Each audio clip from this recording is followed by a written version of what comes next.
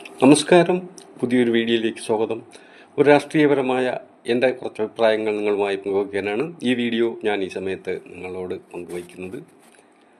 കോൺഗ്രസിനോട് ഒരു കൊച്ചു ഉപദേശം എൻ്റേതായ വിധത്തിൽ പറയാൻ വേണ്ടിയാണ് ഈ വീഡിയോ ഞാനിപ്പോൾ നിങ്ങളോട് പങ്കുവയ്ക്കുന്നത്. കോൺഗ്രസിനും UDF-നോടും എനിക്ക് പറയാനുള്ളത്, സന്ദീപ് വാര്യരെ ഒഴിവാക്കുന്നത് ഒരു കണക്കിലും നല്ലൊരു തീരുമാനമായിരിക്കില്ല എന്നുള്ളതാണ്. തീർച്ചയായും സന്ദീപ് വാര്യർക്ക് മത്സരിക്കാൻ ഒരവസരം കൊടുക്കണം. മറ്റ് കക്ഷികളിൽ നിന്നും യുവനേതാക്കൾ കോൺഗ്രസിലേക്ക് വരുമ്പോൾ അവരെ അംഗീകരിക്കുവാൻ കോൺഗ്രസും UDF-ഉം മനസ്സ് വയ്ക്കണമെന്നൊരു അപേക്ഷയാണ് എനിക്ക് ഈ അവസരത്തിൽ വയ്ക്കുവാനുള്ളത്. എനിക്ക് സന്ദീപ് വാര്യരെ നേരിട്ടറിയില്ല. ഞാൻ പത്രമാധ്യമങ്ങളിൽ കൂടെയൊക്കെ കണ്ടുള്ള അറിവ് മാത്രമേ എനിക്കുള്ളൂ. എന്നാൽ അതോടൊപ്പം എനിക്ക് മറ്റൊരു കാര്യം കൂടെ പറയാനുള്ളത്, സ്ഥാനമോഹികളായ ഏത് തിരഞ്ഞെടുപ്പിനും ഞാൻ തന്നെ മത്സരിക്കുമെന്ന് പറഞ്ഞു വരുന്ന കോൺഗ്രസിൻ്റെ കുറേ ആളുകൾ എംപിമാരായി അവർക്ക് വീണ്ടും നിയമസഭയിൽ മത്സരിക്കണമെന്നാണ്. ഒരു കാരണവശാലും അത്തരക്കാർ മത്സരിപ്പിക്കുന്നതായിട്ട് അവർക്ക് കൂടെ ഒന്ന് മനസ്സിലാക്കുക. MPമാരായിട്ടുള്ളവർ, അവർക്കായി പ്രവർത്തിച്ച നിരവധി ആളുകൾ ഈ പാർട്ടിക്കകത്ത് പുറത്തുമായി ഉണ്ട്. അവർക്കൊക്കെ അവസരം കിട്ടുവാനായി, പുതുതലമുറയ്ക്ക് അവസരം കിട്ടുവാനായിട്ട് ഒക്കെ അവർ മാറി നിൽക്കേണ്ടത് അത്യന്താപേക്ഷിതമാണ്. അതുപോലെ തന്നെ മറ്റൊരു അഭിപ്രായം എനിക്കുള്ളത്, വേസ്റ്റുകളെ ചുമക്കുന്നു എന്നുള്ളതാണ്. CPM-ൽ നിന്നും പലതവണ മത്സരിച്ച് അവിടെ നിന്ന് ലഭിക്കേണ്ടതൊക്കെ ലഭിച്ചു കഴിഞ്ഞിട്ട്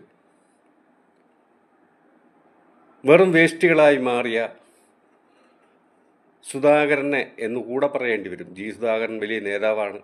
പക്ഷേ സുധാകരനെ അനുകൂലിച്ചൊരു പോസ്റ്റർ പോലും ഒട്ടിക്കാനോ 2 മുദ്രാവാക്യം വിളിക്കാനോ അവിടെ ആരെയും കണ്ടതുമില്ല.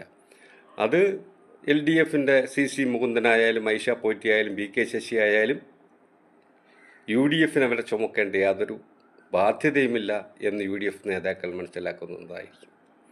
UDF-ൻ്റെ പുത്തൻ തലമുറയ്ക്ക് അവസരങ്ങൾ നൽകി ഈ വരും തിരഞ്ഞെടുപ്പിൽ നിലവിലത്തെ സ്ഥിതിയിൽ നല്ലൊരു അവസരം ആണ് UDF-ന് ജയിക്കാനെന്ന് ഞാൻ വിചാരിക്കുകയാണ്. ആ അവസരത്തെ ഇല്ലാതാക്കുവാൻ UDF നേതാക്കൾ, UDF-ഉം കോൺഗ്രസും ഒന്നും പരിശ്രമിക്കരുത് എന്നൊരു അപേക്ഷ ആണ് എനിക്ക് വീഡിയോയിലൂടെ പറയാനുള്ളത്.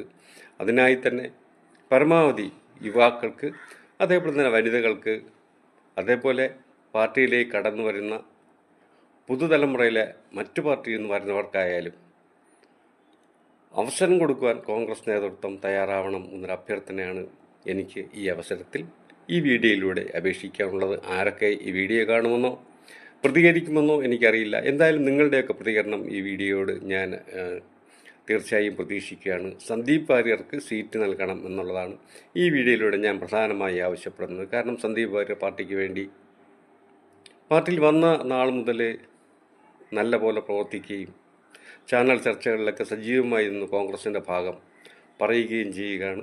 ഒരു യുവ നേതാവാണ്. നാളിതുവരെ അവസരങ്ങളൊന്നും ലഭിക്കാത്ത, എൻ്റെ അറിവിൽ അവസരങ്ങളൊന്നും ലഭിച്ചിട്ടില്ലെന്നാണ്, മത്സരിച്ചിട്ടില്ലാത്ത, എന്നാൽ കഴിവുള്ള ഒരു നേതാവാണ് സന്ദീപ് വാര്യർ. തീർച്ചയായും സന്ദീപ് വാര്യറിന് ഒരവസരം കൊടുക്കുവാൻ കോൺഗ്രസ് നേതൃത്വം തയ്യാറാവണം എന്ന് തന്നെയാണ് എനിക്ക് അഭ്യർത്ഥിക്കാനുള്ളത്. അതോടൊപ്പം തന്നെ കോൺഗ്രസ്സിലെ തലമുറ മാറ്റം കൂടെ അനിവാര്യമാണ്.